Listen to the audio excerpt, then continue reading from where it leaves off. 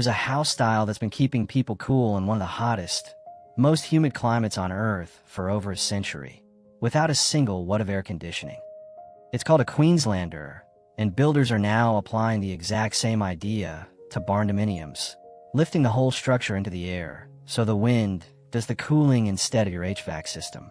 The claim floating around online is that this design cools itself for $0. That's catchy, and it's also not the full story. In this video, I'm giving you the real blueprint, the honest physics behind why this actually works, and exactly where that $0 claim falls apart. Stick around, because the end of this video covers the one climate where this entire concept backfires. Before we get into the build itself, if you care about homes that are actually engineered smart instead of just marketed smart, hit subscribe. This is Homes in Haven, and every week we take a trending build concept and give you the real physics, the real costs, and the real limitations, not just the highlight reel. Let's get into how this actually works. What a Queenslander actually is. The Queenslander is a traditional house style from Queensland, Australia, developed specifically to deal with a hot, humid, subtropical climate before air conditioning existed at all. The core idea is simple.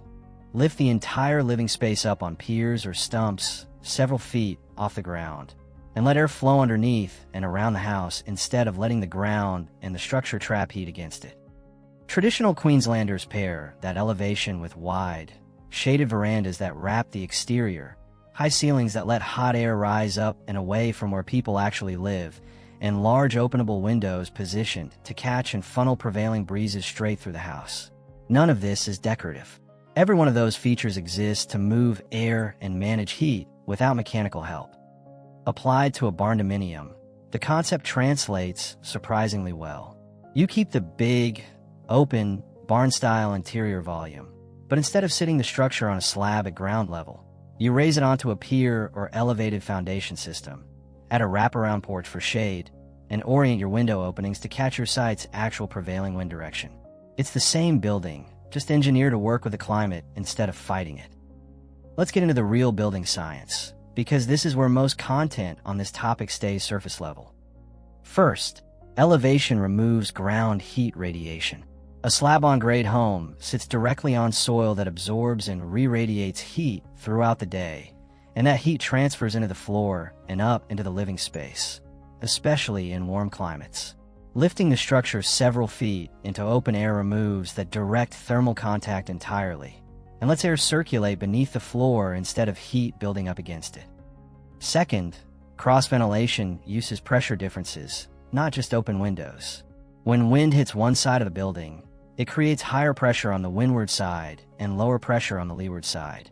Openings placed on opposing walls let air actively move through the structure toward that low-pressure zone, rather than just sitting stagnant in a room with one window cracked open.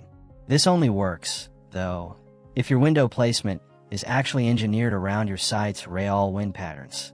Randomly placed windows don't create the same effect. Third, the stack effect handles vertical heat movement.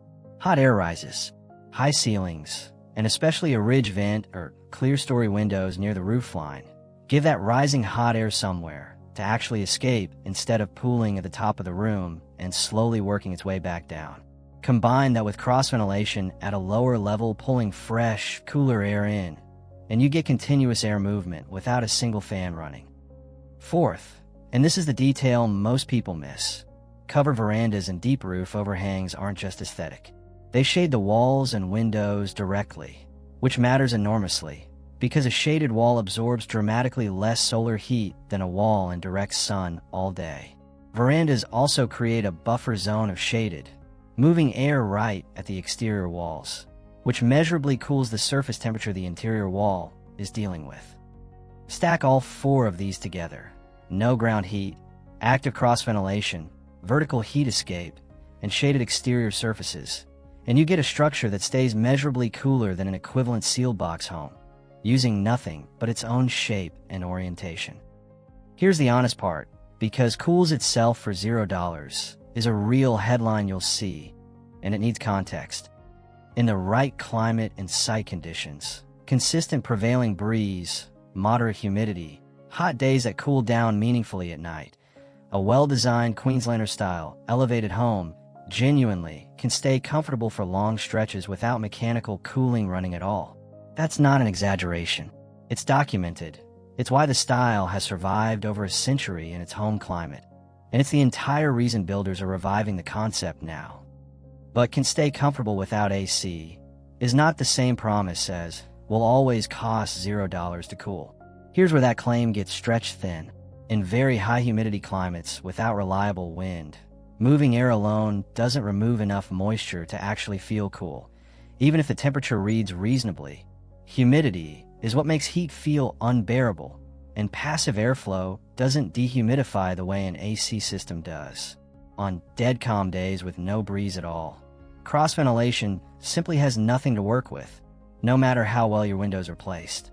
And during genuine heat waves, especially in climates where nighttime temperatures don't drop much, passive design reduces your cooling needs significantly, but it doesn't necessarily eliminate it entirely on the worst days of the year. The honest version of this concept is a well-executed elevated, cross-ventilated barndominium can dramatically reduce your cooling costs and, on a large percentage of days in the right climate, may need zero mechanical cooling at all. It is not a guarantee of a permanent $0 utility bill in every climate, every season, and every weather condition. And any content that promises that without those caveats is oversimplifying real building science to make a better headline. Let's talk about that $120,000 number, because it's a real, achievable figure for a specific type of build, not a universal one. Nationally in 2026, barndominium construction costs commonly run somewhere between roughly $65 and $200+ per square foot, depending on size, finish level, and whether you're working from a kit or building fully custom, with kit-only shells running considerably less than that.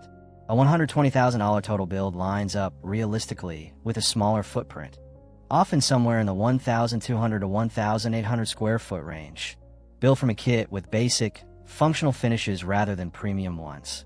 It's genuinely achievable. It's just not the number you should expect for a large, luxury finished home. Here's the cost detail specific to this style that often gets left out. Elevated pier or stump foundations cost more than a standard concrete slab. You're now engineering and building a structural foundation system that has to properly support the entire weight of the home well above grade, which typically means a meaningful foundation premium over slab construction, especially if your soil requires deeper footings or additional engineering. You'll also want to budget for the features that actually make this concept work, not just the elevation itself. A wraparound or substantial covered porch adds real square footage and material cost. Taller ceilings and any ridge venting or clear-story windows for the stack effect add framing and roofline complexity. And engineered cross-ventilation means your window package needs to be planned around airflow, not just natural light, which can mean more openings or specific placements than a standard floor plan would call for. None of these add-ons are deal breakers, and none of them are enormous relative to the total build.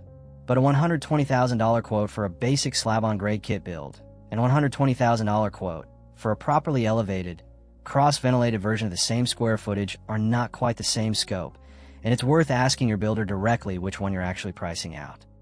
One more cost item that's easy to overlook but genuinely shouldn't be skipped. When you lift a house into the air, you turn a solid, ground-coupled floor into a suspended subfloor exposed to outdoor air on every side.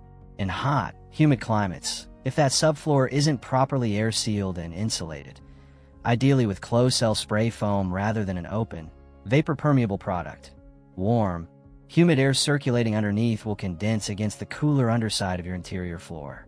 That leads to hidden subfloor rot, warped flooring, and mold you won't see until it's already a problem.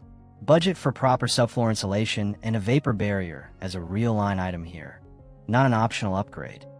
I promised honesty, so here's where this build style disappoints people in the real world.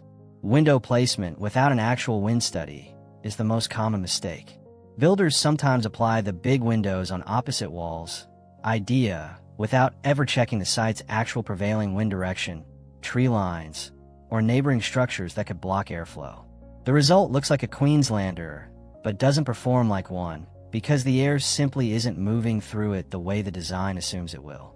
Skipping the shade elements to save money undercuts the whole system. Verandas, deep overhangs, and porch coverage are sometimes the first thing cut from a budget because they add visible cost without an obvious structural purpose. But shading the walls is doing real thermal work. Cut it, and you lose a meaningful chunk of the passive cooling performance you were building toward in the first place. High humidity, low wind climates are the honest limitation of this entire concept. If your specific site doesn't get consistent breeze, or if your regional humidity stays high even at night, passive ventilation alone won't get you the comfort level the marketing implies. This isn't a flaw in the execution. It's a mismatch between the concept and the climate, and it's worth being honest about before you commit to the design. And underestimating storm and wind load engineering is a real structural consideration, not just a comfort one. This deserves more than a passing mention, because it's genuinely one of the most misunderstood risks in this entire concept. Elevated piers aren't just holding the weight of the house down. They have to anchor it against wind uplift, which is a completely different structural problem.